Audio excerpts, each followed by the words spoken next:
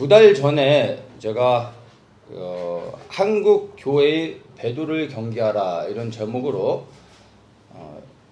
렛츠고 코리아 집회에 대해서 나눴었습니다. 그리고 이제 지난달 말에 집회가 이제 있었고 몇 주 지났는데 제가 이제 그때 그 부분에 대해서 이제 말씀을 나누면서 집회 후에는 제가 리뷰를 한번 하겠다고 이야기를 했었죠. 그래서 그 리뷰를 제가 개인적으로 그냥 좀 리뷰를 해서 영상을 올리려고 했었는데 가만히 생각해 보니까 제가 말씀으로 또 이렇게 설교로 이렇게 좀 나눴었는데 리뷰도 이렇게 좀 메시지로 좀 나누는 것이 좋겠다고 생각을 해서 오늘 좀 그 부분에 대해서 나누려고 합니다. 그래서 렛츠고 코리아 집회에 대한 리뷰이기도 하지만 사실 그 리뷰 안에 또 우리에게 필요한 여러 가지 또 메시지들이 사실은 담겨 있습니다. 그래서 그런 것들을 좀 나누면서 그 부분에서 우리가 또 분별해야 될 부분들, 또 우리 스스로 또 점검해야 될 부분들, 이런 것들을 우리가 좀 함께 보았으면 좋겠습니다. 리뷰를 하게 되면 어쩔 수 없이 제가 이제 어떤 부분에 대해서는 이제 비판을 할 수밖에 없습니다. 근데 이런 비판이 비난이 아니라 어떤 성경적인 근거를 가지고 우리가 분별하는 부분에서 말씀을 나누는 것이니까 여러분들이 그런 부분을 좀 잘 이해를 해주시면은 좋겠습니다. 제가 이제 렛츠고 코리아 집회가 있기 전에 이것을 먼저 나누면서 염려를 했었던 부분은 뭐 다 이제 이해를 하시지만 한국 교회의 이 배도에 관련돼서 이야기를 했었던 겁니다. 2016년에 미국에서 캘리포니아에 이제 그 아주사 나우라는 큰 다민족 집회가 있었는데 이 다민족 집회를 통해서 교회에 어떤 그 배도하는 일들이 있었음을 제가 명확하게 이제 설명을 했었죠. 그래서 그 배도의 정확한 어떤 의미를 얘기하자면 로마 카톨릭과 함께 연합하는 그런 언약식 같은 것이 있었습니다. 그래서 이번에 그 미국의 YM 예수전도단에서 이 한국의 대형 집회를 이렇게 연합으로 한다는 것은 제가 미국에 있었던 그런 배도의 역사를 기억할 때 한국에도 언젠가는 그런 일들이 있을 거라 예상을 하고 있었고 혹 그것이 이게 아닌가라는 것을 생각하면서 말씀을 나눴었죠. 그런데 다행히 제가 이렇게 그 집회 실황을 7시간 집회를 했습니다. 2시에서 9시까지 그 실황을 제가 쭉 봤었는데 염려했었던 그 카톨릭과 연합 이런 그 배도는 없었습니다. 그러나 거기에서 큰 영적인 또 영적 배도의 행위들 그리고 우리가 그런 부분에서 분별해야 될 것들이 있기 때문에 제가 오늘 그런 부분들의 몇 가지를 좀 나누려고 합니다.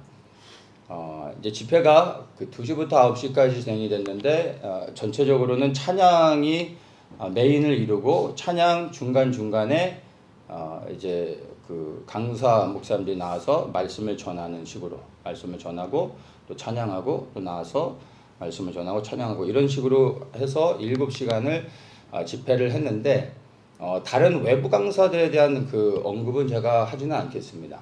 근데 이제 이 집회를 주관한 분들에 대한 메시지들 그리고 또 이제 중요한 부분들을 좀 이야기 하겠습니다. 이번 그 집회를 주관한 게 미국의 이제 YM의 동북아시아 책임자인 마크조 목사님이었습니다. 이제 이분이 이제 오프닝으로 이제 메인 메시지를 전했습니다. 근데 이제 뭐라고 말씀하셨냐면 하나님께서 오늘 집회에 참여한 사람들에게 새로운 정체성을 주기 원하십니다.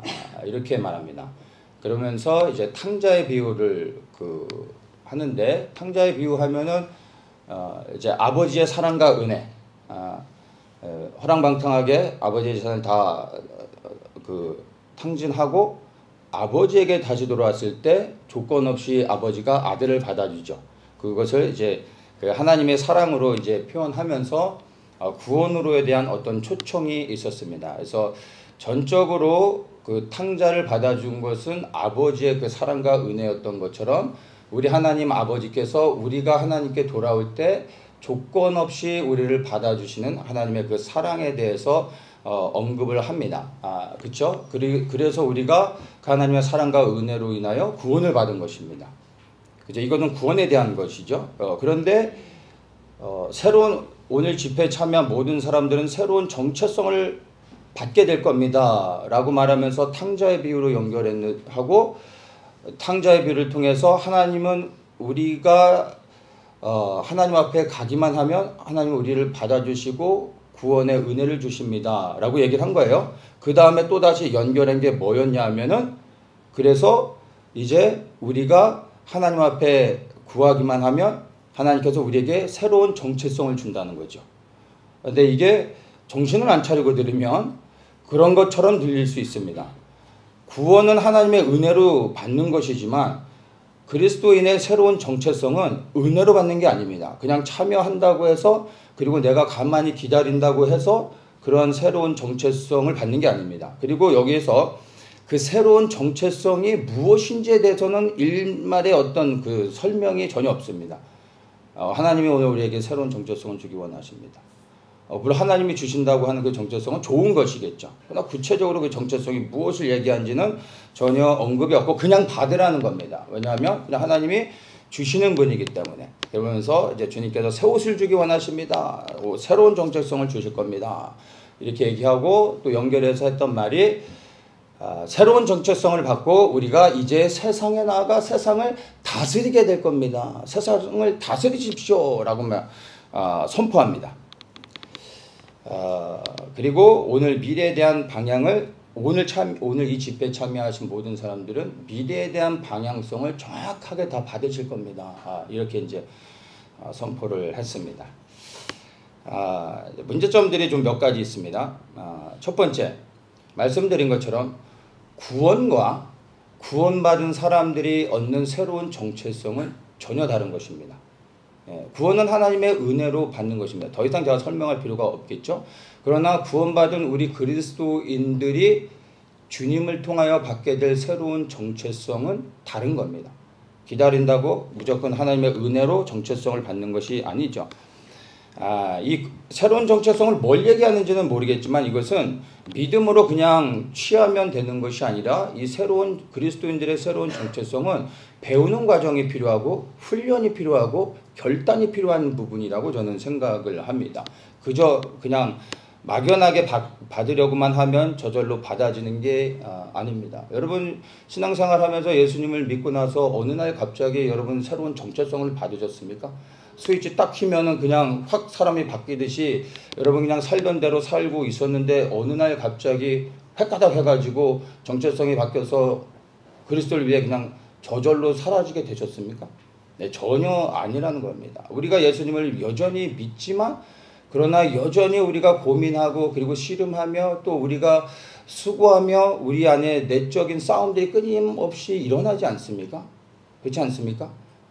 우리가 그리스도인들이 되어졌을 때 물론 새로운 정체성을 받아야 되지만 그 새로운 정체성을 받았다고 해서 그리스도를 위해 저절로 사라지는 것이 아니라 끊임없는 싸움을 해야 된다는 거 우리가 너무나 잘 알지 않습니까?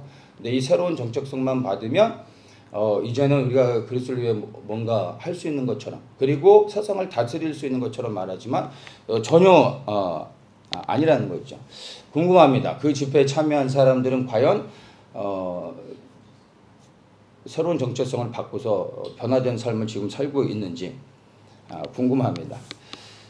말씀드리지만 새로운 정체성은 최소한 진지한 회개를 통해서 삶의 방향을 돌이키고 그리고 주님 앞에 삶을 헌신했을 때 주님께서 주실 수 있는 것이지 그냥 구원을 믿음으로 받는 것처럼 아무것도 안 하고 그냥 기다리기만 하면 받는 그런 것은 전혀 아니라는 것을 우리가 좀 생각해야 됩니다. 두 번째로 새로운 정체성을 받으면 세상을 다스릴 것이라고 말합니다. 그래서 새로운 정체성을 받고 이제 여러분들이 세상을 다스리게 될 것입니다. 세상을 다스리십시오 이렇게 선포를 했는데 이런 메시지를 들으면 너무나 익사이팅합니다. 사실 기분 나쁠 거 없잖아요. 새로운 정책성도 좋은 것이고, 그리고 다스리라는데 이 다스림을 받아라 말하면 조금 우리도 뭐 일단 기분이 별로 좋지는 않잖아요. 근데 다스리라 하면은 기분이 나쁠 게 없죠. 너무나 좋은 거죠. 근데 과연 이 말의 근거를 우리는 무엇에 둬야 될지 좀 생각해 봐야 됩니다. 이런 것을 이제 예언적 선포라고 합니다. 성령이 임하실 때 우리가 예언적으로 무엇인가 선포할 수도 있습니다. 그러나 아주 우리가 이런 부분에 대해서 스스로를 점검하면서 조심해야 됩니다.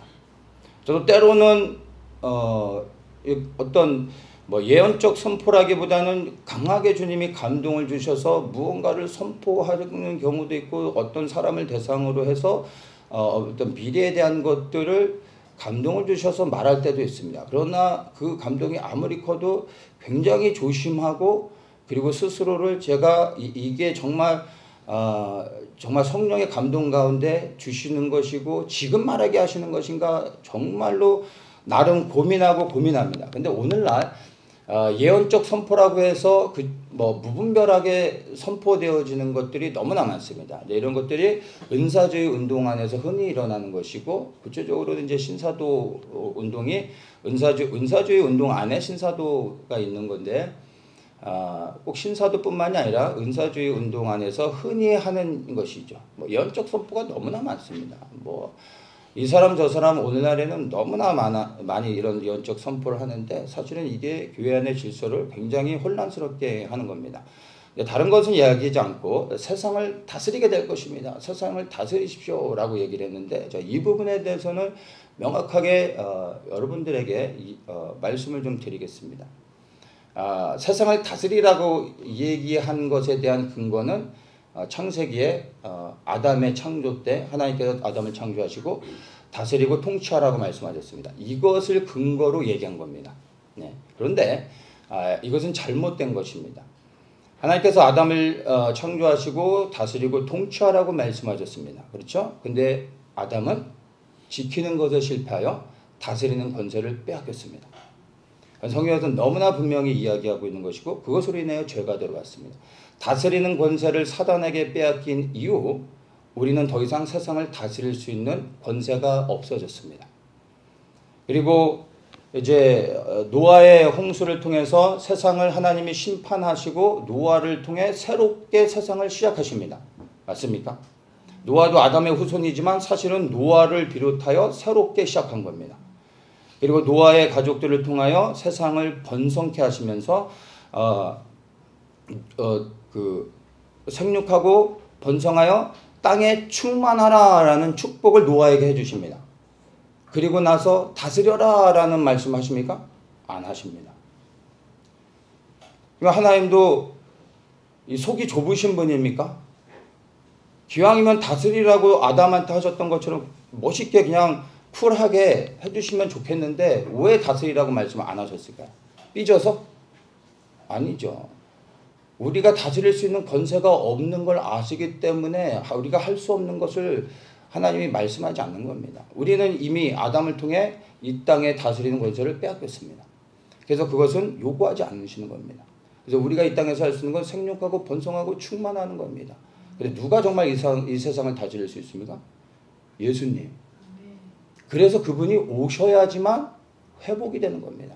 그분이 오셔야지만 이 세상을 통치하고 다스리는 겁니다. 우리가 이 세상을 다스릴 수 있는 유일한 근거는 그리스도 안에 있을 때, 예수 그리스도를 통하여 이 땅에서 우리가 살아가는 동안에 부분적으로 다스리는 권세를 누릴 수 있을지 모르지만 근본적으로 하나님은 우리에게 그것을 요구하지 않으신다는 겁니다. 그래서 정말로 이 땅에 그리스도께서 오셔서 다스리는 권세를 회복하는 것을 정말 원한다면 우리는 그 일들을 위해 그리스도의 길을 예비해야 되는 겁니다. 그것을 위하여 주님께서 초림하셔서 다스리기 이전에 먼저 사단에 묶여져 있는 하나님의 백성들을 자유케 하셔야 되기 때문에 그 자유를 가지고 이제 그 주의 길을 예비하는 사람들이 일어나야 되기 때문에 주님께서 오셔서 죽으셨고, 그리고 성령을 보내주시며 교회를 세우셔서 믿는 그리스도인들이 교회를 중심으로 주의 오실 길을 예비하게 하신 겁니다. 그리고 이제 우리는 정말 주님이 오셔서 이 땅을 통치하실 수 있도록, 그리고 우리도 그 통치에 무릎 꿇고 순종해야 되는 것입니다. 예수님이 오셔야지만 다스릴 수 있는 겁니다. 그런데 우리 보고 세상을 다스리라 라고 말하고 있는데 이런 것들은 명확하게 비성경적인 잘못된 것입니다. 그래서 좀 더 한 가지 연결해서 얘기한다면 신사도에서 핵심적으로 얘기하고 있는 것들이 하나가 뭐냐면 일곱 산의 영역 뭐 이런 부분들. 그래서 정치, 경제, 문화, 뭐 예술, 그다음에 미디어 뭐 이렇게 해서 세상에 가장 중요한 7산의 영역들이 있는데 이것들을 우리 그리스도인들이 장악해야 된다. 그 가장 높은 곳에 올라 정복해야 된다. 그래서 세상을 다스려야 된다. 그러면 주님이 오신다라고 말하는 겁니다. 근데 이게 뭐예요? 이게 바벨탑을 쌓는 것입니다. 그러면 주님이 뭐하러 오십니까? 우리가 잘하고 있는데. 네? 이런 것들은 완전한 미혹이고 거짓되어진 것들입니다. 그러나 사람들이 이것들을 왜 고민하지 않고 받아들이는지 아십니까? 이게 너무나 좋거든요. 정복하래잖아요. 높은 산에 올라 최고가 되라고 하잖아요. 그것을 위해 또 축복해 주잖아요. 싫을 게 없죠. 이런 메시지가 사실은 영적인 기복신앙을 만들어내는 겁니다. 예전에 1차원적인 기복신앙은 무엇입니까? 예수 믿으면 복 받습니다. 11조 하면 복 받습니다. 예수 믿고 복 받으세요. 교회 열심히 섬겨보세요. 예수님이 복 주십니다. 뭐 이런 거. 아주 1차원적인 기복신앙이죠. 우리 이제 이런 것들에 영적으로 깨어있는 사람들은 이런 것들에 미혹되지 않죠. 그러나 영적인 기복신앙에 미혹되고 있습니다. 교회 안에 들어와 거짓된 것들을 풀어내는 것. 바로 이런 것입니다. 정복하라는 거죠. 다스리라는 거죠. 그것을 위해 축복받으라는 겁니다. 하나님의 권세를 가지라는 겁니다. 근데 성경은 전혀 그렇게 이야기하고 있지 않습니다. 우리는 오직 그리스도만을 더욱더 의지해야 되는 것입니다. 근데 이런 것들이 사실은 분별하지 않으면 우리도 모르는 사이에 넘어가는 겁니다. 그래서 오늘날 교회 안에 사실은 이러한 잘못된 예언적 선포들 너무나 무분별하게 이렇게 선포되고 있다는 거. 우리가 이것들을 분명하게 잘 분별을 해야 됩니다. 그래서 예언적 선포 자체가 잘못된 게 아닙니다. 그러나 여러분 이런 부분들은 정말 분별하며 스스로를 확인해야 되고 조심하면서 우리가 이런 것들을 접근해야 된다는 거. 그리고 이러한 예언적 선포들은 비성경적인 것을 제가 너무 분명하게 말씀을 드립니다. 자, 그러면서 또 설교를 했던 내용 중에 이제 어떤 단어가 나왔냐면 이제 다음 세대 그리고 부흥 이런 부분에서 나왔습니다. 다음 세대에 대해서는 그때도 뭐 간단하게 얘기했지만 설교를 쭉 끝내고 나서 다음 세대가 세워질 수 있도록 우리가 기도하자. 그리고 불이 임할 수 있도록 기도하자. 이렇게 해서 뭐 얘기를 해요. 근데 다음 세대가 세워지는 건 너무나 중요한데 근데 다음 세대가 어떻게 세워질 수 있는지에 대해서는 전혀 얘기하지 않습니다. 그냥 뜬금없이 다음 세대가 세워질 수 있도록 기도하자. 그것을 위해 불이 임할 수 있도록 기도하자. 이렇게 얘기했습니다. 설교의 문맥상에서 볼 때 다음 세대에 대한 어떤 개연성이 전혀 앞뒤 문맥에서 연결이 안 됩니다. 다음 세대가 세워져야 된다는 건 우리도 다 아는 사실이죠. 그러면 다음 세대가 어떻게 세워질 수 있는지, 그러면 지금 현재 다음 세대의 상태가 무엇인지, 근데 이들이 세워지기 위해서는 무엇이 필요한지에 대한 메시지가 없잖아요. 그리고 그냥 다음 세대가 세워질 수 있도록 기도하자고 하면 기도하면은 세워지는 겁니까? 최소한 이 다음 세대가 세워질 수 있도록 하기 위해 다음 세대에 대한 문제들을 언급을 해야 되는 거 아닙니까? 다음 세대들이 오늘날 지금 현재 자녀 세대들이 이 시대 가운데 온전히 하나님을 바라보며 살아가고 있지 않는 것이 오늘 현실의 문제 아닙니까? 그러면 지금 다음 세대가 어떤 문제 가운데 있는지에 대해서 명확하게 짚어줘야 되죠.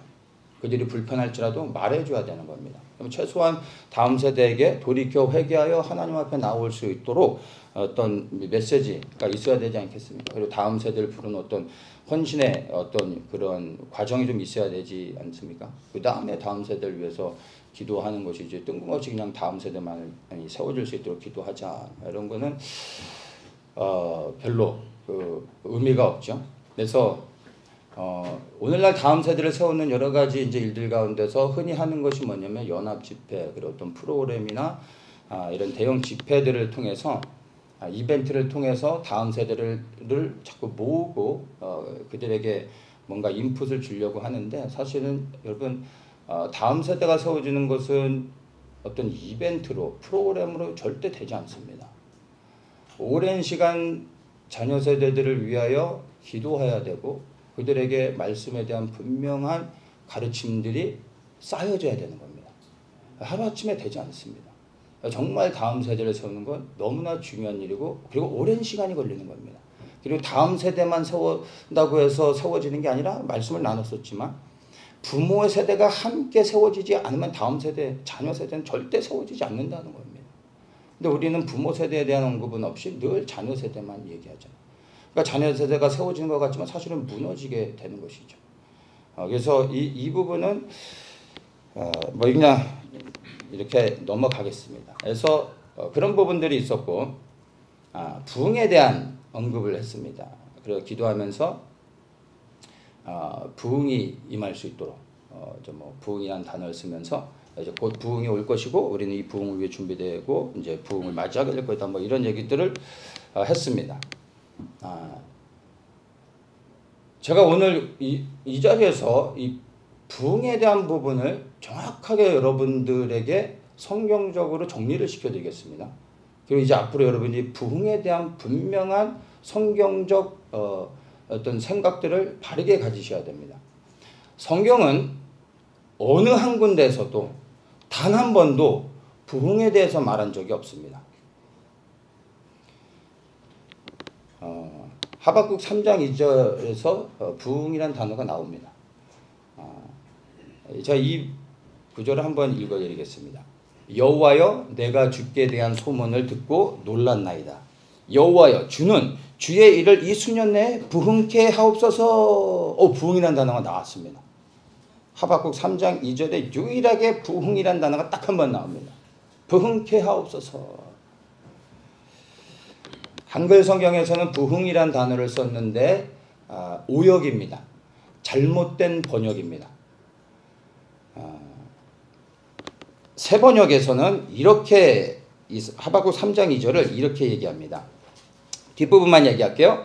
주님의 일을 우리 시대에도 새롭게 하여 주십시오. 새롭게 하십시오 라는 단어로 표현을 합니다. 흠정역, 킹제임스 흠정역에서는 이렇게 말합니다. 그 해들의 한 중간에 주의 일을 되살리시옵소서. 되살리십시오. 다시 살게 하십시오 라는 단어를 씁니다. 다시 얘기합니다. 부흥이란 단어는 성경에서 단 한 번도 쓰지 않았습니다. 우리가 잘못 번역해서 여기서 한 번 쓰여진 겁니다. 근데 부흥이라고 말하지 않습니다. 여기서 하박국 3장 2절에서 쓰여진 단어는 하야라는 단어인데 메인의 어떤 그 의미가 살다라는 의미를 갖고 있습니다. 그리고 되살아난다, 다시 살아난다라는 의미도 있고 회복되어진다라는 의미도 있습니다. 그래서 죽음에서 다시 살아나는 의미를 갖고 있고 병든 거에서 치유가 되어 회복되어지는 것, 문제가 있었는데 그 문제에서부터 자유케 되어지는 이러한 의미를 담고 있습니다. 이것을 다 살아난다라는 의미를 포함을 하고 있는 겁니다. 근데 부흥이란 단어가 아닙니다. 근데 우리는 부흥이란 단어가 너무 입에 그냥 모든 사람들의 입에 붙어버렸습니다. 우리는 부흥이란 단어를 너무나 쉽게 그리고 기도할 때 너무나 많이 듣고 말하고 있지 않습니까? 성경은 단 한 번도 부흥에 대해서 이야기하고 있지 않은데 우리는 부흥에 대해서 너무나 많이 말하고 있다라는 겁니다. 그리고 우리는 정직하게 한번 생각해 보자고요. 우리가 부흥이라는 단어를 쓸 때 여러분 첫 번째로 떠오르는 거 머릿속에 여러분이 의도하든 의도하지 않든 부흥이라는 단어를 쓸 때 여러분들의 생각 속에 떠오르는 게 무엇입니까? 성공, 번영, 부유함 이런 거 부인할 수 없지 않습니까? 이런 의미로 부흥의 의미를 가장 많이 또 사용하고 있지 않습니까? 그런데 이 단어를 우리가 부흥이란 단어를 쓴다 할지라도 성경적인 의미에서 이것을 어떻게 해석해야 되는 겁니까? 전혀 아니라는 겁니다. 건물이 높아지는 거, 사람의 수가 많아지는 거, 우리는 부흥했습니다라고 말해요. 잘못된 말입니다. 이런 얘기하면 안 되는 겁니다. 그냥 성장했네요 라고 말하면 되는 겁니다. 부흥이란 단어를 써서는 안 되는 겁니다. 근데 오늘날 왜 이렇게 부흥이란 단어를 무분별하게, 성경은 단 한 번도 이야기하지 않은 것을 사람들이 이렇게 입에 달고 선포하고 말하고 있을까요? 너무 간단합니다. 듣기 좋잖아요. 부흥이라는 단어를 쓰는데 기분 나쁠 일이 뭐가 있나요? 회복되어질 겁니다. 다시 살아날 것입니다. 이런 거보다 부흥이 임할 겁니다. 이 한마디가 너무나 많은 우리에게 격려를 주고 위로를 주고 힘을 주지 않습니까? 여러분이 이걸 가지고 힘을 얻는다 할지라도 여러분 그것은 잘못된 언급입니다. 성경에서 이야기하지 않은 것을 우리가 이야기할 필요가 없습니다. 여러분 부흥이라는 단어 쓰지 마세요. 제가 기도하면서 부흥이라는 단어를 한 번이라도 언급한 적 보셨습니까? 바깥에 많은 사람들이 이런 것들을 사용한다고 무분별하게 우리도 아무 생각 없이 따라하면 안 되는 겁니다. 그러나 부흥이라는 단어를 혹 여러분들이 쓰시더라도 여러분 부흥이라는 단어를 쓸 때 명확하게 부흥의 의미를 여러분 생각하셔야 되는 겁니다. 부흥의 의미는, 구약에서의 부흥의 의미는 하나님 아버지께 다시 돌아가는 것을 부흥이라고 말하는 겁니다. 물론 그것에 대한 명확한 단어적 설명은 없습니다. 그러나 구약에 면밀히 흐르고 있는 모든 메시지를 보면 하나님께서 항상 하나님의 백성들을 향하여 돌아오라고 말씀하고 있습니다. 그들이 하나님 앞에 다시 돌아가는 것이 다시 살아나는 것입니다. 회복이 되는 것입니다. 이게 구약에서 얘기하는 부흥의 의미인 겁니다. 이 의미를 생각하셔야 됩니다. 신약에서의 부흥의 의미는 무엇입니까? 나의 십자가를 지고 예수 그리스도를 순종하여 따라가는 게 부흥입니다. 나는 죽고 그리스도가 내 안에 서시는 것이죠. 그렇게 한 사람들의 삶은 이제 내가 아닌 그리스도를 위해 드려지지 않습니까? 진정으로 부흥을 경험한 사람들은 나를 위해 살지 않고 예수 그리스도를 위해 살아가게 되는 겁니다. 맞습니까? 그렇다면 여러분들이 이제 부흥이라는 단어를 사용하실 때 이 두 가지를 생각하셔야 돼요. 진정으로 내가 하나님 아버지께 돌아가고 있는가? 그리스도를 위하여 나의 십자가를 지며 이제 그리스도께 온전한 순종을 드리며 살아가고 있는가? 이 두 가지를 점검해 보셔야 됩니다. 부흥이라는 단어를 쓰더라도 이런 의미로 사용하셔야 되는 겁니다. 그러면 이제 우리가 부흥이라는 단어를 아무 곳에다 함부로 붙여서 사용하지는 않겠죠. 네, 이 부분을 명확히 해야 되는 것입니다. 그저 사람들에게 듣기 좋은 말로 이렇게 이야기하는 거 비성경적인 겁니다. 잘못된 것입니다. 그 계속 이야기들 하죠. 뭐 한국 교회 안에 부흥이 있을 것입니다. 마지막 때 큰 부흥이 오고 있습니다. 다 거짓된 겁니다. 잘못된 것입니다. 명확하게 얘기합니다. 성경 어디에도 그렇게 말하고 있지 않습니다. 마지막 때가 가까울수록 큰 핍박과 환란이 올 것입니다. 진정한 부흥은 무엇이라고요? 얘기했죠? 오직 예수 그리스도께 모든 것을 드리는 겁니다. 믿음을 지키는 것입니다. 그게 진정한 부흥입니다. 그래서 이 은사주의 운동에서 얘기하는 이러한 어떤 부흥의 메시지들 사실은 너무나 무분별한 책임질 수 없는 거짓된 것들을 많이 선포하고 있습니다. 이제 여기서도 그런 것들을 얘기하죠. 잘못된 것임을 여러분들이 명확하게 이해하시기를 바랍니다. 그래서 이런 것들을 자꾸 얘기하는 건 말씀드린 것처럼 많은 사람들이 공감하고 좋아하고 그리고 듣기 좋은 이런 단어들을 그저 사용하는 것 뿐입니다. 어떤 영적인 어떤 내용은 전혀 없는 것이죠. 그래서 여러분 이 부흥이란 것에 대해서 이 마지막 시대가 가까울수록 우리는 이 부분에 대해서 명확하게 이해해야 된다는 것을 분명히 잘 기억하시면 좋겠습니다. 자, 이제 그런 부분들이 좀 잘못되어졌고 또 이제 또 다른 이제 외국인 메신저가 있었는데 이분도 어떤 외부 게스트가 아니라 YM의 그 선교사예요. 그래서 이제 그래서 이제 얘기를 좀 하겠습니다. 외부 강사에 대해서는 제가 언급하진 않겠습니다. 네, 이분이 이제 무슨 메시지를 전했냐면 구원에 대한 메시지를 전했습니다. 구원에 대한 메시지. 앞에 그 마크 존 목사님이 했던 메시지와도 조금 연결이 되는 건데 복음을 전한 겁니다. 그리고 구원으로의 초청을 했습니다. 예수님이 우리를 위해 십자가에서 죽으셨다. 그래서 예수님께 오면 구원을 받는다. 이러면서 예수님 앞에 오라고 초청하는 메시지가 있었습니다. 근데 안타까운 게 구원에 대한 초청은 있었는데 구원에 대한 초청 이전에 반드시 선행되어져야 하는 죄에 대한 언급이 전혀 없었습니다. 그 목사님이 하신 말씀 다 맞는 거예요. 그런데 우리가 구원받기 이전에 반드시 우리가 정리해야 되는 부분이 있습니다. 죄에 대한 거예요. 우리가 죄인됨을 인식하지 못하고 그리하여 죄에 대한 고백을 드리고 회개하여 죄사함을 받는 과정이 통과되지 않고서 구원은 절대 받을 수 없는 겁니다. 그런데 이 과정은 없이 예수님을 믿고 구원을 받으라는 초청만 있는 거예요. 근데 제가 왜 이걸 언급하냐면 이게 오늘날 교회에서 전하는 복음의 메시지들의 근간이 되는 겁니다. 죄에 대한 것을 언급하지 않아요. 왜요? 불편하니까. 기분 나쁘니까. 당신은 죄인입니다. 이 상태로 살면 예수 그리스도 없이 죽으면 당신은 지옥에 갑니다. 이런 얘기하면 오늘날 신고당할 수도 있잖아요. 얼마나 기분 나빠합니까? 사람이 듣기에 불편한 것들은 빼기 시작한 지 오래됐습니다. 그래도 사람들이 듣기 좋을 수 있는 예수님이 당신을 위해 죽으셨습니다. 예수님을 믿으십시오. 여러분 하나님의 자녀가 됩니다. 너무나 좋죠. 그러나 왜 믿어야 되는지, 나 예수 믿기 전에 나의 상태가 어떠한지 명확하게 이 사람이 그걸 기분 나빠하든 받아들이든 받아들이지 않든 분명하게 우리의 영적인 상태에 대해서 말해줘야 되는 겁니다. 이건 우리가 책임지는 게 아닙니다. 복음을 듣고 받아들이는 건 여러분 우리의 수고와 열심과 노력으로 지식으로 절대 되지 않습니다. 이건 영적인 일입니다. 메시지를 잘 전해서 받아들일 수 있는 게 아니라 이건 영적인 일인 것입니다. 그래서 준비된 사람은 당신은 죄인입니다 라는 이야기를 들을 때 그것을 인정하게 되는 거예요.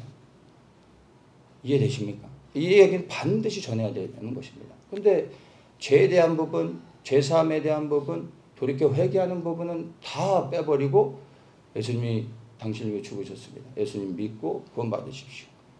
너무나 잘못된 복음의 메시지인데 오늘날 이것이 교회가 전하는 복음의 주류가 되었다라는 겁니다. 우리는 이 부분에 대해서 곰곰이 생각해야 됩니다. 그리고 우리가 구원받았다 할지라도 매일의 삶 속에서 내가 날마다 정말 내 자신을 내려놓고 그리스도가 매일의 삶 속에서 매 순간 왕이 되게 하시고 그분께 순종하고 있는지 날마다 점검해야 된다는 거 아시지 않습니까? 그렇죠? 예수님을 한 번 믿을 때 나의 죄인됨을 고백하고 끝나는 것이 아니라 이것은 매 순간 반복되어져야 되는 겁니다.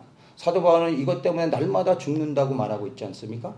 그러면 사도 바울보다 훨씬 못한 우리의 수준은 매 순간 죽어야 되지 않겠습니까? 이 부분은 복음을 전할 때 한 번이 아니 끊임없이 우리 스스로에게 점검해야 될 부분이라는 것을 아셔야 되는 겁니다. 예수를 처음 믿는 사람들에게 전할 메시지일 뿐만 아니라 우리 스스로에게 날마다 적용해야 된다는 것을 여러분 기억하시면 좋겠습니다. 그리고 이제 여러 외부 강사들이 중간중간에 이제 메시지를 전하는 순서가 있었고, 이제 이주만 선교사라는 YM의 동북아 DTS를 맡고 있는 이주만 선교사가 메시지를 전하는 부분이 있었는데, 이분이 이번 집회를 총괄해서 준비하신 분입니다. 그러니까 메인 스텝이 되는 거죠. 근데 이번에 메시지를 좀 이렇게 나누겠습니다. 굉장히 중요한 메시지가 나왔습니다. 그리고 우리도 이 부분에 대해서 정말 여러분들이 명확하게 이해를 하셔야 됩니다. 이렇게 말합니다. 렛츠고 코리아 집회를 허락하신 것은 통일을 이루기 위함입니다. 통일을 위해서 렛츠고 코리아 집회를 하나님이 허락하셨다는 거 얘기합니다. 그 통일이 우리 앞에 와 있습니다. 대한민국은 마지막 때 제사장 나라로 복음을 전한 나라로 부르셨습니다. 아멘이죠. 그 비전을 위해서 필요한 것이 통일입니다. 그때가 가까이 왔습니다.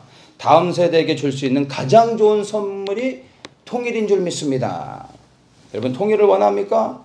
하나님 나라를 위하여 통일을 원하십니까? 통일을 주시옵소서 우리가 이렇게 기도하기 원합니다 하면서 통일을 위해 기도하자고 막 이제 선포합니다. 그리고 오늘 우리가 이렇게 통일을 위해 기도할 때 통일의 문을 열어주실 것을 믿습니다 하면서 이제 그 통일을 위해서 모여진 그 회중들과 함께 기도하는 그런 시간들이 있었습니다. 통일에 대해서 제가 오늘 명확하게 이것도 설명을 드리겠습니다. 여러분 잘 이해를 하셔야 됩니다. 왜냐하면 이게 우리도 메인으로 항상 기도하는 제목 가운데 하나지 않습니까? 통일을 위해 기도한다는 게 아니라 북한의 문제를 놓고 기도하고 있지 않습니까? 이 통일에 대해서 여러분이 영적으로 바르게 이해를 하셔야 됩니다. 통일이란 단어를 쓰고 있는데 통일이란 단어를 쓰는 모든 사람들이 미혹된 거라고 볼 수는 없습니다. 그러나 이 통일이라는 단어를 쓰는 사람들의 대부분은 이것을 주도해서 쓰는 사람들은 사실은 미혹한 사람들입니다. 그리고 이 통일이라는 단어 안에 우리를 미혹하는 그런 속임수가 있습니다. 여러분 우리가 통일을 위해 기도하게 되면 북한의 구원을 위해 기도하지 않게 됩니다. 이해되십니까? 조금 더 구체적으로 이해를 시켜드리면 우리가 통일을 위해 기도하게 되면 여기서 말하는 통일은 무엇입니까? 남북 평화통일이잖아요. 통일이란 단어를 쓰지만 평화통일입니다. 그렇죠? 통일을 위해서 기도하는 순간 악한 북한의 김정은 정권이 무너지도록 하는 기도를 중단하게 됩니다. 맞습니까? 통일이 이루어지기 위해서는 북한 정권이 반드시 존재해야 됩니다. 그리고 한국 정부와 함께 합의해서 이루어지는 게 통일이 되는 겁니다.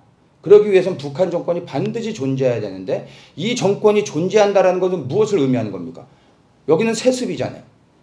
저 김정은, 저 돼지가 통치하고 있는 북한이 죽지 않는 이상은 바뀔 수 있습니까? 절대 안 바뀝니다.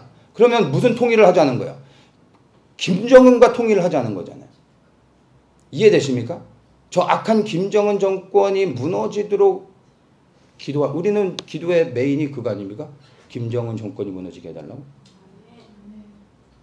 근데 통일을 위해 기도하게 되면 이 기도를 못하게 되는 겁니다. 악한 김정은 정권에 대한 하나님의 심판이 임하도록 하나님의 공의가 그 땅에 임하도록 기도하지 못하는 겁니다. 이해되십니까? 여기에 속임수가 있게 되는 겁니다. 통일보다 더 중요한 게 뭔지 아십니까? 우리는 통일이 제일 중요한 거죠. 그리고 통일을 위하는 것이 정말 하나님이 기뻐하시는 것이고 이 나라 민족이 사는 길로 생각하고 있는데 전혀 그렇지 않습니다.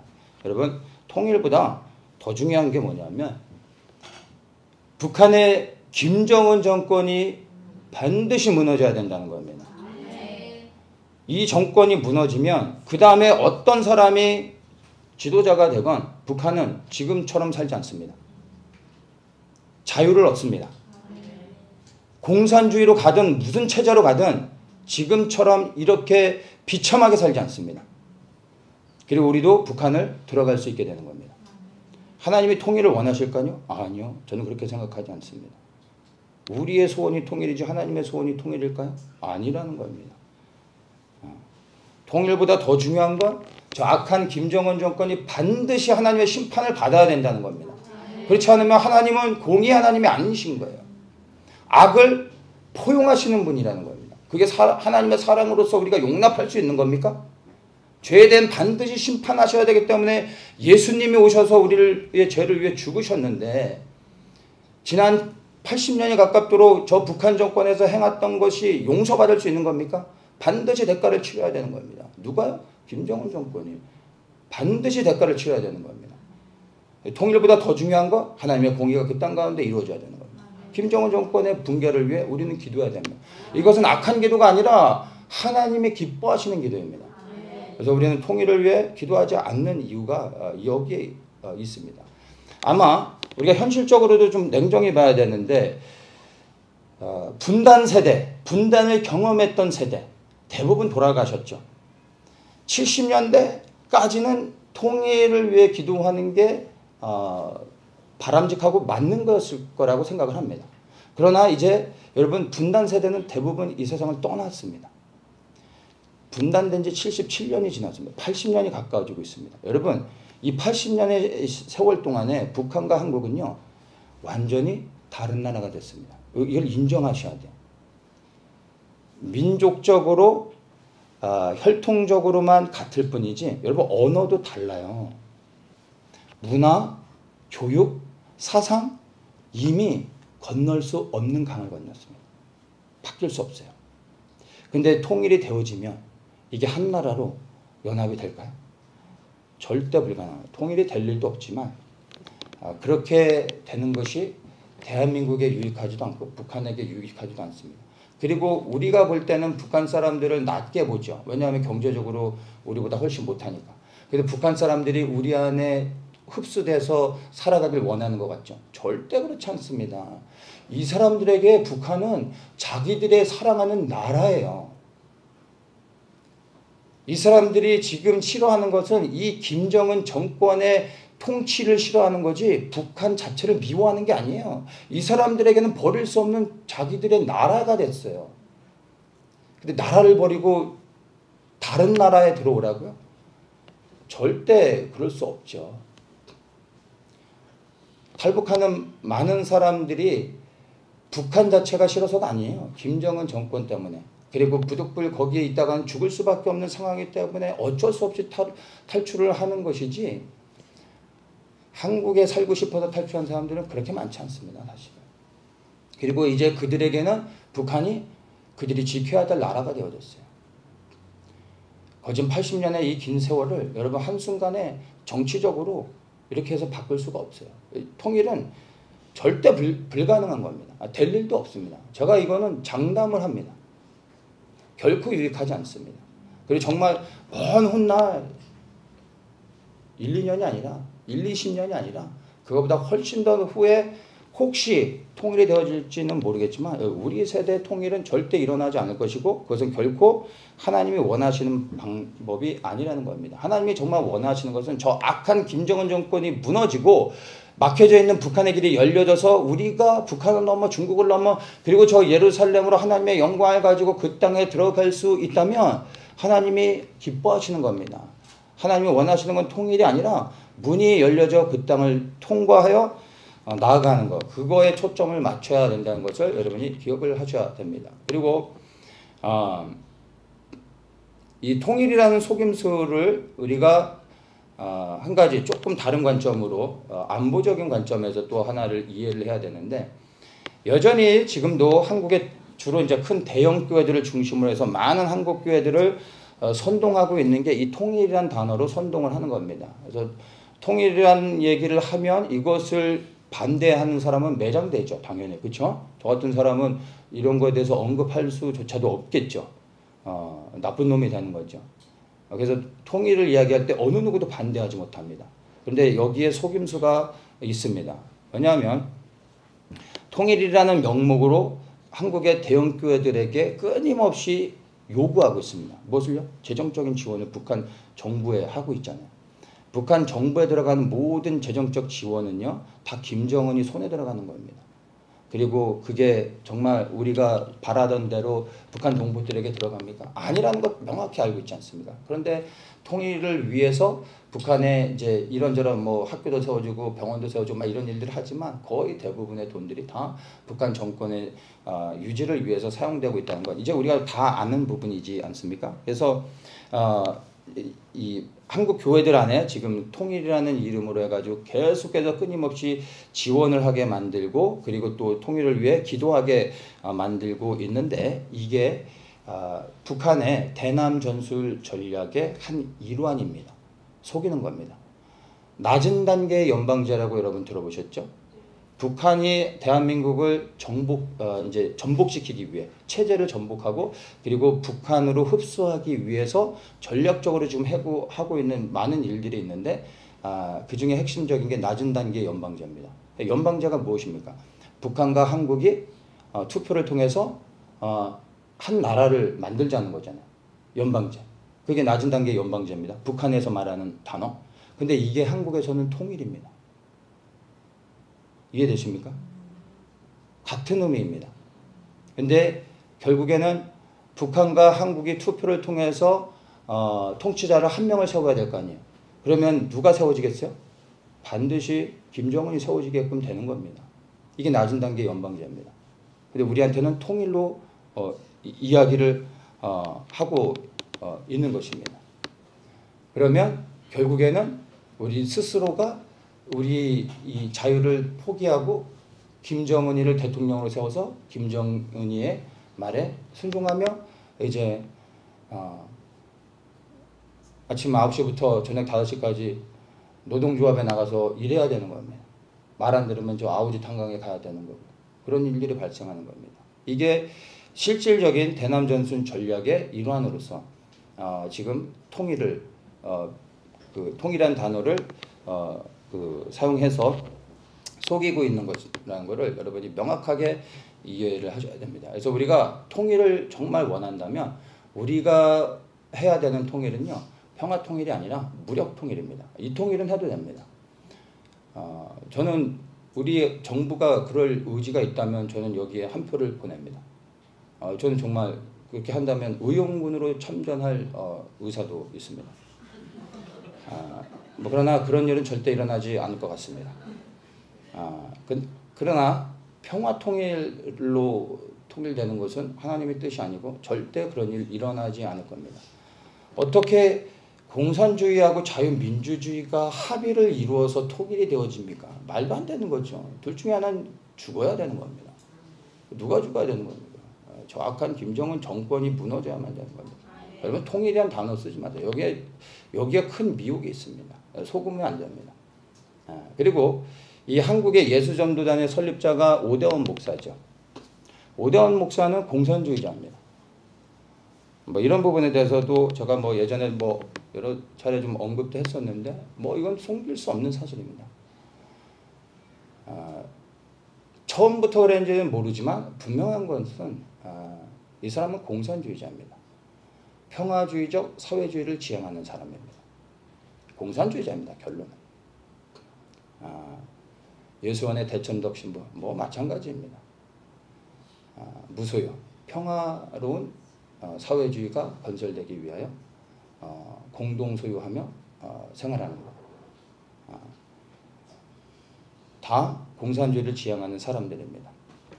이 한국예수단의 설립자된 이 오대원 목사가 1986년에 한국에서 추방됐었습니다. 아십니까? 대부분 모르시죠. 그때 이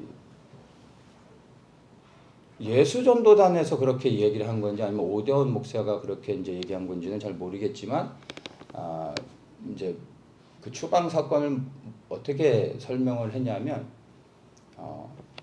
이제 88 올림픽이 이제 다가오고 있었던 거죠. 이제 몇 년 후면은. 그래서 88 올림픽이 있기 전에 그러면 세계의 이목을 받게 되는데 선교사들이 한국에 너무나 많으면 한국을 후진국으로 생각할 그런 가능성들이 있다. 그러면 이제 한국의 이미지가 안 좋아진다. 그래서 추방을 시켰다라고 얘기를 했다는 것 같아요. 근데 이건 초등학생만 돼도 들으면 다 분별하는 거죠. 이게 말이 됩니까?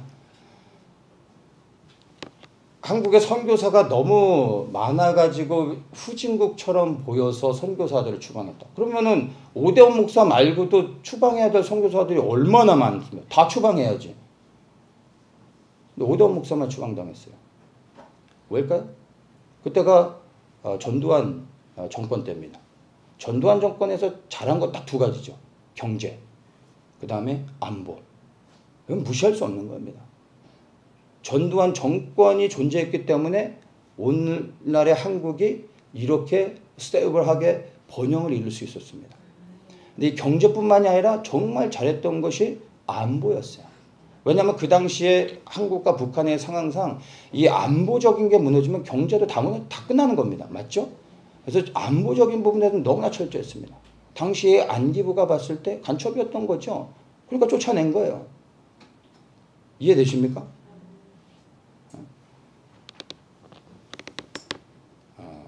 우리보다 안기부가 보는 눈이 더 정확한 겁니다.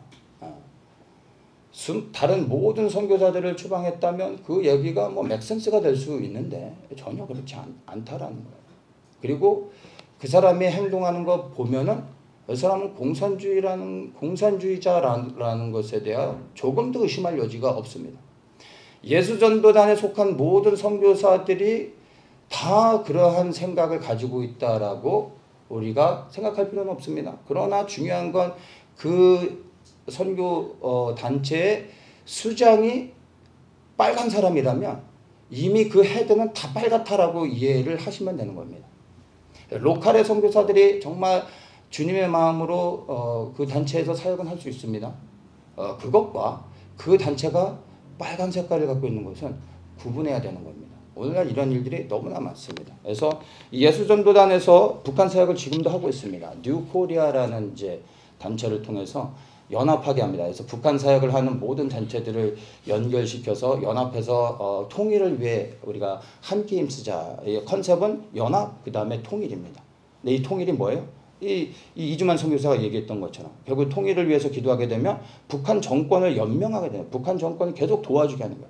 그래서 이 뉴코리아를 통해서 모여서 막 하게 되면 기도하고 실질적으로 하는 게 북한 정권에 대한 문제들을 지적하지 절대 않습니다.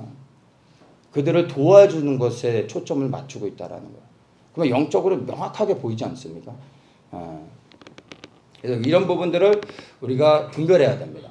통일을 위해서 우리는 기도한 적도 없지만 앞으로 절대 기도하지 않을 겁니다. 그냥 우리는 북한 정권이 무너지도록 기도하는 것이 하나님의 기뻐하시는 거라고 우리는 생각합니다. 그래서 여러분, 통일은 이제 미혹입니다.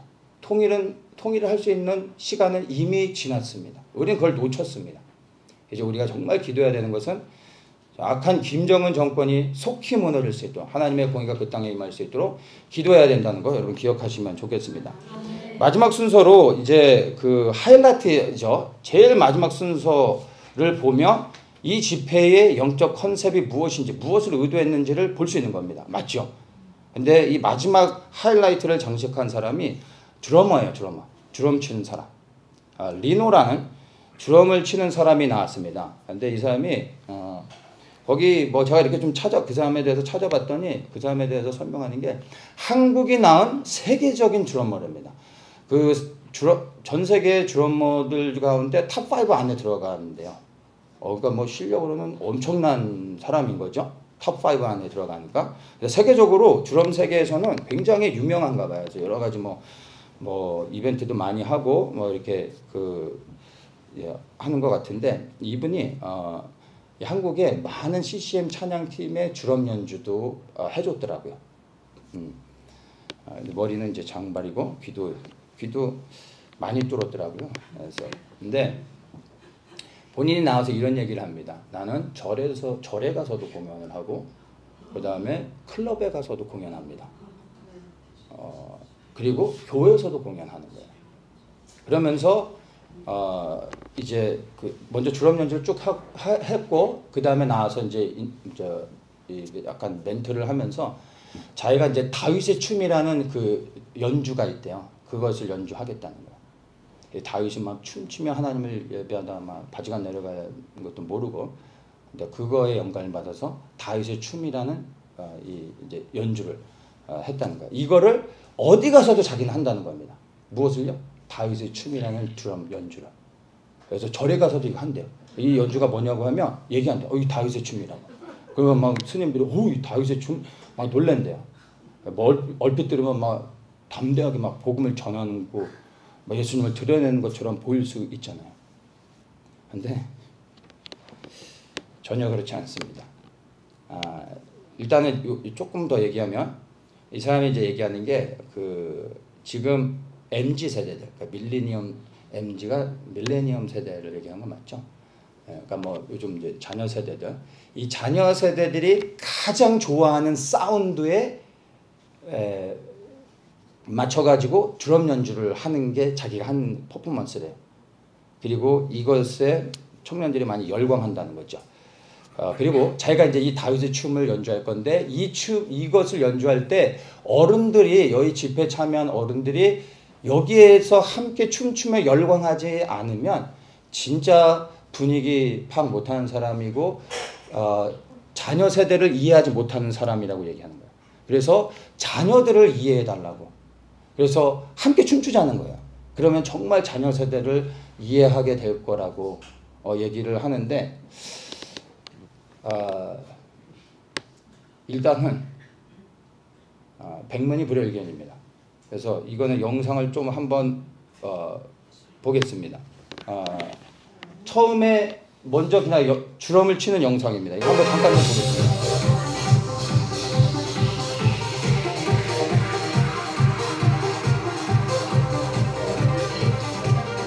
지금 여기 이 연주가 이제 다윗의 춤입니다. 다윗의 춤. 여러분 다윗을 상상하면서 큰 은혜 받으시기 바랍니다. 자, 보세요.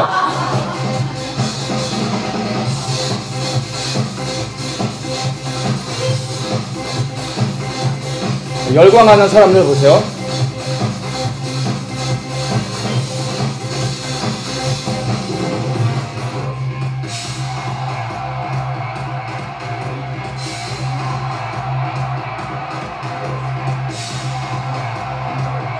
직접 들어보니까 이제 좀 제가 얘기하는 게 뭔지 좀 온몸으로 확 와닿으시죠? 네. 자, 제가 예수님만 경배합니다라는 제목으로 찬양을 만들었어요. 예수님만 경배합니다. 딱 들었을 때 제목 너무나 좋죠. 예수님만 경배합니다. 자, 그리고 이제 제가 이제 이 찬양을 부릅니다. 근데 멜로디는 이제 뽕짝입니다. 잘 들어보세요. 제목을 상상하세요. 예수님만 경배합니다.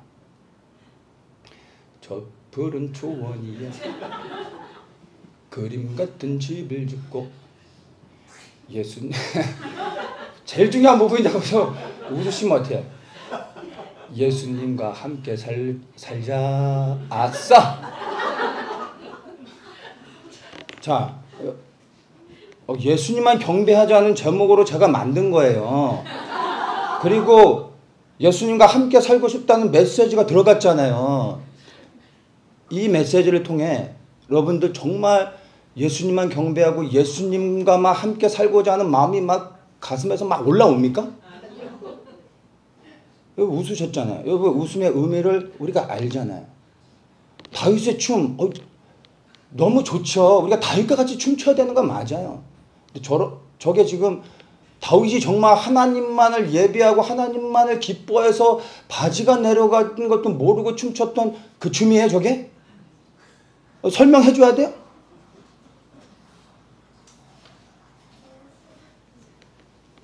저는 성격상 뭐 이렇게 이게 춤추고 이런 건 별로 안 해서 젊었을 때 저는 클럽을 그렇게 많이는 안 갔어요.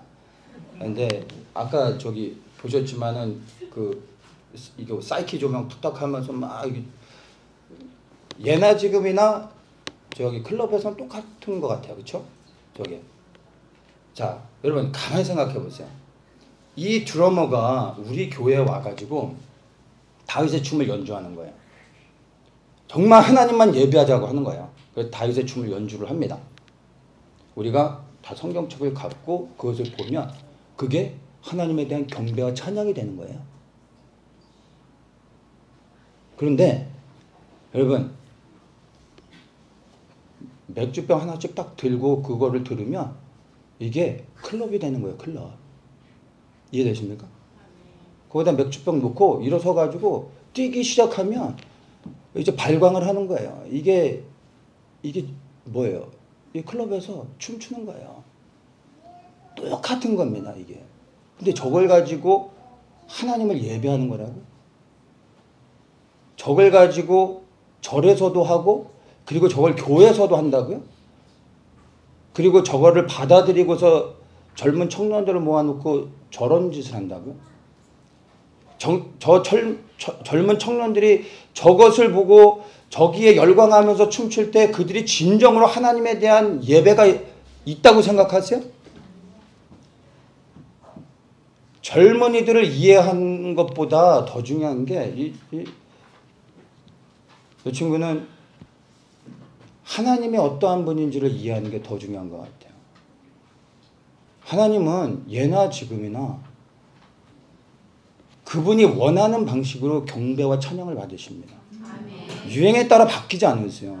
그분은 거룩하신 분이세요.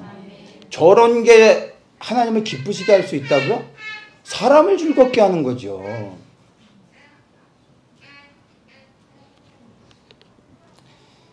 이 사람이 하고 있는 게 이 퍼포먼스가 드럼만 하는 게 아니라 사운드가 들어가죠. 그게 이제 EDM이라는 겁니다. Electronic Dance Music.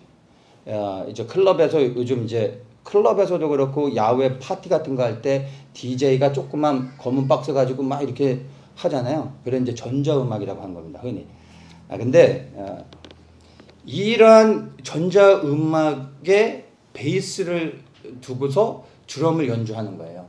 근데 제가 이제 그 예전에 영을 분별하라는 메시지로 음악에 대해서도 나눴었지만 멜로디에 비트가 포함되기 시작한 순간 비트 자체는 메시지를 갖고 있습니다. 그래서 이 비트가 어떠냐에 따라 우리는 몸이 반응하게 돼 있어요. 근데 대부분의 비트는 우리의 감정을 흥분시킵니다. 그래서 이 비트를 통해서 아까도 그런 비트가 나왔잖아요. 저게 이제 테크노 비트라는 거예요. 저거 하고 있으면은 여러분 이런 게 됩니까? 이런 게 안 되죠. 뛰어야 되는 거예요. 왜냐하면 이 비트가 우리에게 메시지를 주는 거예요. 뛰라는 메시지를 주는 거예요. 이해가 되십니까? 그래서 결국에는 저런 메시지들은 우리의 혼을 반응하게 하는 겁니다. 이 부분에 대해서 조금 제가 좀 얘기를 좀 하면은 저런 음악의 장르가 있어요. 일렉트로니카라는 이제 음악의 장르인데 쉽게 얘기하면 이제 전자음악입니다. 이 전자음악은 리듬에 비트를 도입하는 겁니다. 그래서 팝 음악을 전자화하는 게 이게 EDM입니다. 소리가 좋으면 뭐든지 수용하는 정신을 갖고 있습니다. 새로운 소리 그리고 뭔가 좋은 소리다 하면은 그런 소리를 다 받아들이는데 우리가 흔히 들어왔던 정상적인 소리가 아니라 우리가 들을 때 뭔가 불편한데 이게 젊은 세대들에게는 새로운 소리요 그리고 편안한 소리가 되어지는 겁니다. 이제 그런 식으로 이제 모든 어떤 소리들을 다 받아들이는 겁니다. 그래서 2000년대부터 락, 힙합 이런 다른 장르의 음악에 이러한 전자음악이 접목되기 시작했습니다. 그래서 멜로디보다는 비트를 중심으로 하는 곡들이 오늘날 유행하는 곡들이 되어지고 클럽에서 사용되는 음악이 됩니다. 그래서 소리의 파형을 변형시킵니다. 정상적인 소리가 아니라 뭔가 비정상적인 소리, 비정상적인 비트를 만드는데 이거에 우리의 몸이 반응하게 한다는 것입니다. 그래서 이 일렉트로니카라는 장르 안에도 여러 가지 구체적으로 이제 분류되어지는 것들이 있는데 테크노, 트랜스, 하우스, 드럼 앤 베이스 뭐 여러 가지가 있는데 그 중에 이제 일렉트로니카의 뿌리가 되는 그 음악이 있는데 그게 하우스라는 음악입니다. 이 하우스라는 음악은 재즈, 펑크, 테크노가 결합된 음악인데 빠른데 굉장히 이 빠른 음악이 반복적으로 돌아가는 비트를 갖고 있는 거예요. 이게 하우스의 가장 큰 어떤 핵심이 되는 건데 이 하우스 음악이 미국에서 80년대에 붐을 이뤘습니다. 근데 이 하우스 음악이 붐을 이뤘을 때 미국의 젊은이들에게 나타난 현상이 무엇이었냐면 마약이었어요. 이 하우스 음악을 하는 모든 청년들이 마약을 합니다. 원래 마약을 안 했던 친구들도 이 하우스 음악을 듣게 되면 마약을 하게 되는 거예요. 그럼 이 하우스 음악 때문에 마약을 하는 게 아니라 이 하우스 음악이 추구하고 있는 이 안에 담겨져 있는 비트가 사람들로 하여금 반응하게 하는 거예요. 뭐요? 뭐에 대하여? 정상적인 것들을 거부하게 만들고 비정상적인 것들을 받아들이게 하는 거예요. 그게 뭡니까? 그래서 부모에게 반항하기 시작하고 정상적인 사회 제도에 대해서 반항하기 시작하고 그러니까 뭘 해요? 마약을 하는 겁니다. 이 비트 안에 마약을 하라라는 메시지는 없지만 정상적인 모든 걸 깨트리는 거야. 그러면 사람들이 찾는 게 잘못된 것들 쫓아가게 되는 거야.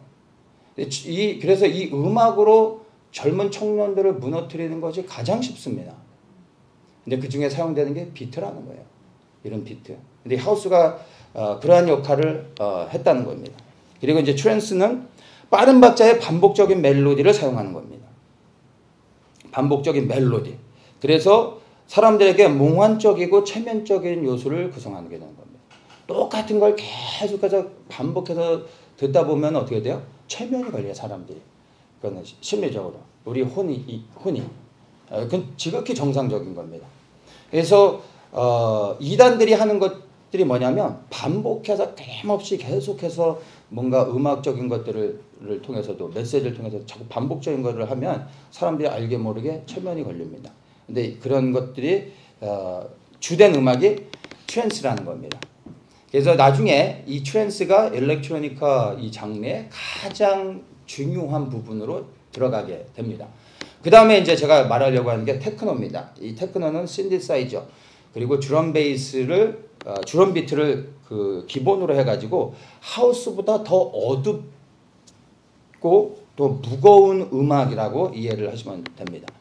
그래서 이제 전자음을 주로 사용하는 것이 테크노인데 아까 우리가 들었던 그 전자 비트 있죠? 이게 테크노입니다. 거기에다 드럼을 치는 거예요. 근데 오늘날 교회가 이 테크노에 멜로디를 넣어서 가사를 좋게 하고 주님을 찬양하고 있는 겁니다. 멜로디와 비트가 결합되면 멜로디는 사라지고 비트만 남게 되는 겁니다. 가사도 비트에 묻히게 되는 겁니다. 그래서 이 비트라는 게 너무나 중요한 거예요. 이런 테크노 음악들이 교회 안에 들어오게 됐는데 우리가 뭐 그러면 신디사이저, 드럼, 뭐 교회에서 쓰고 있는 전자 기타 같은 거 이런 거 쓰면 안 되느냐? 아니요. 저는 사용이 가능하다고 생각합니다. 그러나 정말 절제해야 됩니다. 우리의 혼을 자극해서 하나님을 경배하는 게 아니라 내가 흥분해서 춤추고 내가 흥분해서 노래하다 보면 그게 영적인 음란입니다. 하나님을 예배하지 않는 순간, 내가 기뻐서 하는 순간 그게 영적으로 음란을 저지르는 거예요. 그래서 이 부분은 정말 조심해야 되는 겁니다. 오늘날 교회들이. 근데 젊은 청년들의 이 찬양 교회에서 뭐 Are you ready? 한 다음에 그냥 뛰기 시작하잖아요. 다 베이스가 뭐예요? 테크노예요. 이 테크노가 들어가지 않으면 청년들을 춤추게 할 수 없습니다. 우리가 주로 하는 이 경배와 찬양으로 여러분 막 춤추는 게 가능합니까? 안 되잖아요. 그런데 이 테크노 음악이 들어가면 우리도 뛸 수 있어요. 여러분. 근데 그 누구를 위해 뛰는 거냔 말이에요. 명확하게 우리가 이 부분을 구분을 해야 되는데, 자, 그러면 테크노 음악이 뭔지 다시 한번 조금 영상을 이게 사운드만 여러분 들어보시면 됩니다. 테크노 음악이 뭔지 모르시는 분들이 많이 계실 수 있으니까 테크노 음악만 한번 중간 부분에서 한번 틀어주시면 될 것 같아요. 네, 한번 틀어주세요.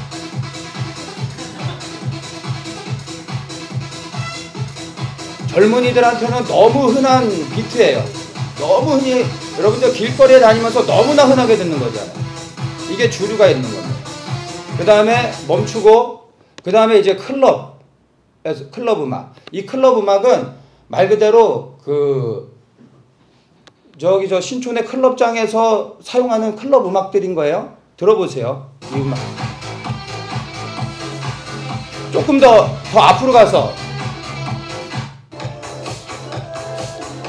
더 앞으로 똑같죠 비트. 네, 이제 그만해도 될 것 같아요. 네. 뭐가 다릅니까? 여기에서 저 음악을 틀어놓고 가사를 예수님 찬양한다고 하고 우리가 뛰면 춤추는 거예요. 근데 그게 정말 예수님을 찬양하는 거라고 우리가 생각할 수 있습니다. 아니잖아요.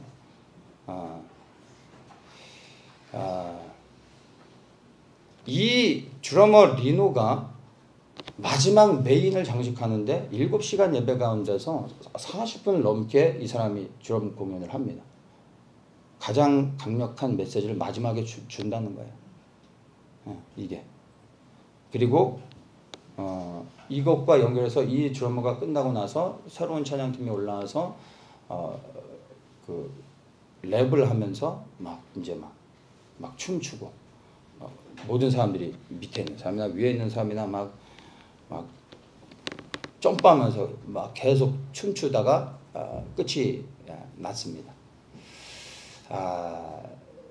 집회라기보다는 그냥 하나의 공연이었죠. 제가 이제 이 부분은 더 뭐 얘기하지 않아도 제가 뭘 얘기하려고 하는지 여러분이 다 이해하셨을 거라 생각합니다. 레츠고 코리아 집회에 대해서 제가 개인적으로 이것을 평가하자면은 이것은 영적으로 이번에 초점이 젊은 세대의 타겟을 맞췄더라고요. 젊은 세대를 영적으로 무너뜨리는 겁니다. 교회 안에 다른 영들을 너무나 쉽게 받아들이도록 문을 열어내는 겁니다. 이 청년들이 돌아가면 이런 것들이 교회 안에서 들을 뿐만 아니라 이러한 음악을 이제 이 청년들이 더욱더 쉽게 접하고 듣게 되고 스스로가 허용하게 되는 겁니다. 또 한번 얘기할까요? 곰곰이 생각해봐. 이러한 찬양, 이러한 것으로 찬양을 한다는데 이러한 찬양을 통해서 예수님에 대한 진지한 마음과 결단과 고백, 그래서 하나님에 대한 경건함과 거룩함이 여러분 마음 안에서 싹 틀 수 있느냐 말이에요. 절대 불가능하다는 거죠. 근데 이게 오늘날 MZ세대를 이해하는 기준이 된다는 겁니다. 저 자녀 세대를 이해하는 것보다 여러분 우리 하나님 아버지가 어떠한 분인지를 이해하는 게 더 중요합니다. 여러분. 다른 영을 교회 안에 불러들이고 있습니다. WCC는 신학적으로 교단적으로 배도하는 일입니다. 이거는 겉으로 드러나는 거기 때문에 구분하기가 너무나 쉽습니다. 근데 여러분 교회 안에 교묘히 들어와 다른 영들을 자꾸 들어오게 해서 더럽히는 것들은 정말 분별하기 어려운 겁니다. WCC에 속하면 기겁을 하고 놀라는 이거보다 더 무서운 게 교회 안에 이러한 다른 영들이 들어오게 해서 우리 젊은 청년의 세대들 그리고 우리 기성 세대들도 이런 것들을 허용하게 하고 무너지게 만드는 겁니다. 이게 더 두려운 거야. 이게 더 위험한 겁니다. 마지막 때는요. 사단이 교묘한 방법으로 이렇게 일하는 겁니다. 근데 이런 것들이 대부분 은사주의 운동을 통해서 교묘하게 들어와서 일한다는 겁니다. 이것은 명백하게 하나님에 대한 배도입니다. WCC에 가입해야만 배도가 아니라 이게 하나님에 대한 명백한 배도라는 걸 우리가 알아야 되는 것입니다. 2007년에 평양대붕의 100주년 기념대회가 있었습니다. 제가 그거를 전 미국에 있었지만 그 대회를 이게 어떻게 진행되고 어떤 결과를 맺을까 제가 굉장히 진지하게 그것을 지켜봤었습니다.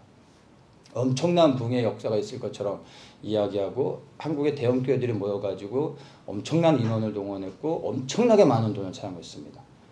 근데 1907년에 있었던 이 평양 대부흥을 다시 한번 100년 만에 새롭게 부흥시키고자 하는 열망 가운데 이것을 큰 이벤트로 한국 교회들이 연합해가지고 했는데 아무런 일도 일어나지 않았습니다. 제가 볼 때는 완전한 실패였습니다. 그런데 뭐 거기에 대한 평가들을 자기 스스로가 하기를 뭐 성공했다고 얘기하는데 그들이 그렇게 부르짖었던 그리고 열망했던 부흥은 하나도 일어나지 않았습니다.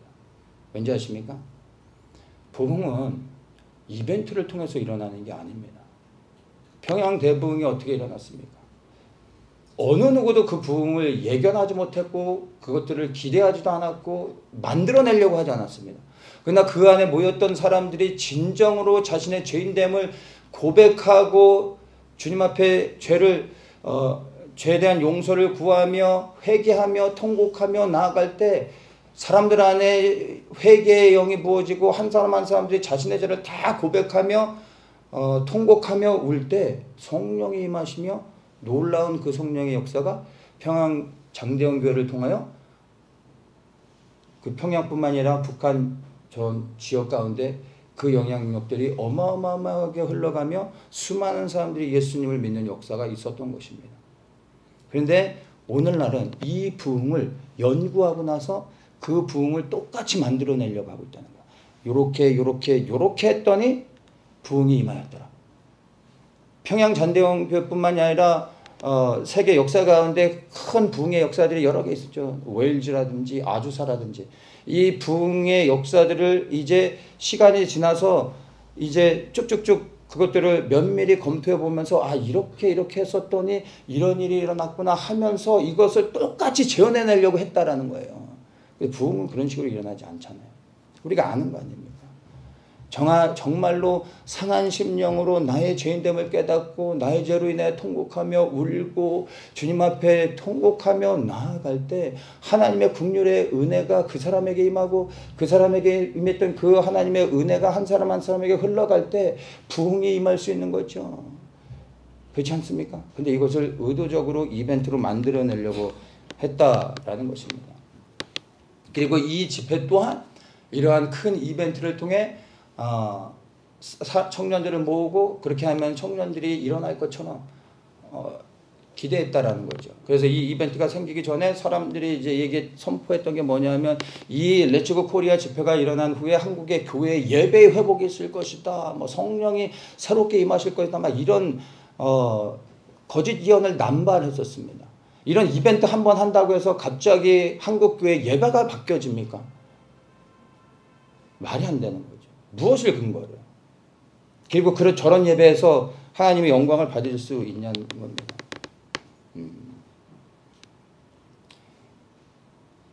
우리가 진정으로 부흥을 사모한다면 우리가 사모해야 될 부흥, 그리고 정말 우리가 간절히 바라봐야 될 부흥은 번영과 성장 이런 게 아니지 않습니까? 내 육신을 죽이고 영이 살게 하는 겁니다. 내 영이 살기 위해 그리스도가 내 안에서 사셔야 되는 겁니다. 그렇게 되면 우리는 이 땅이 아닌 하늘을 바라보는 삶을 살게 되고 이 땅에서 우리의 것을 세워가는 것이 아니라 주님이 임하셔서 그분이 다스릴 하나님의 나라는 소망을 가지고 예수님이 말씀하신 먼저 그 나라와 그 의를 구하게 되는 것입니다. 이게 하나님이 우리에게 원하시는 것이고 이것이 진짜 부흥임을 우리가 깨달아야 할 것입니다. 마지막 때가 가까울수록 여러분 이제 교단이나 대형교회나 그리고 선교단체들이 연합을 말하게 됩니다. 이런 연합하는 일들이 계속해서 일어날 겁니다. 그리고 다음 세대를 위해, 연합을 위해, 통일을 위해, 그 다음에 평화를 위해 우리가 함께 모여야 된다, 연합해야 된다 이런 얘기들을 하며 많은 성도들을 불러 모으게 될 겁니다. 그런데 우리는 이럴수록 더욱더 분별해야 됩니다. 과연 이것이 하나님이 허락하신 것인가? 과연 이것이 하나님이 기뻐하시는 것인가? 우리가 정말 분별해야 됩니다.